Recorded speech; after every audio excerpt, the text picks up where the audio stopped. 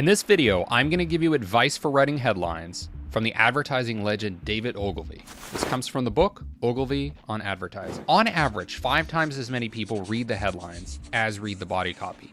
That's why it's so important to get the headline right, because that might just be the only thing in your advertising that the vast majority of people pay attention to. Don't end your headlines with a period or a full stop.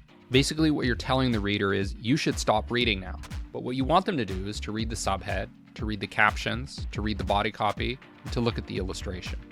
Promise a benefit. We talked earlier about how one of the most effective formulas for writing a headline is self-interest. What's in it for me? Why should I care? Am I going to get more miles per gallon? Am I going to get freedom from pimples? Am I going to get fewer cavities? As much as this is important with advertising, one of the cases where I see this most misused is with email marketing. People talk a lot about their product or about themselves, but they don't really talk about what's in it for me. What are you offering?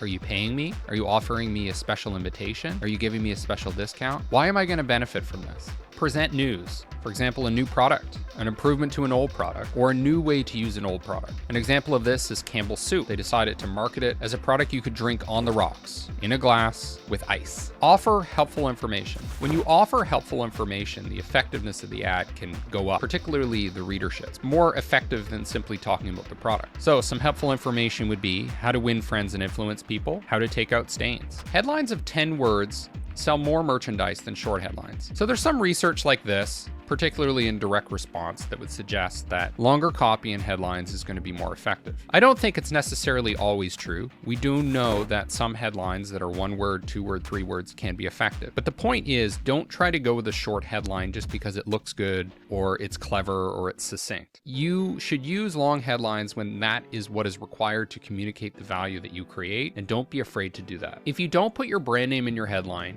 80% of readers will never know what you're advertising. There's a lot of research to show that people don't actually associate advertising with the appropriate brand. Often advertising is confused with the biggest competitor. So you don't want to waste your effort and not elevate your brand.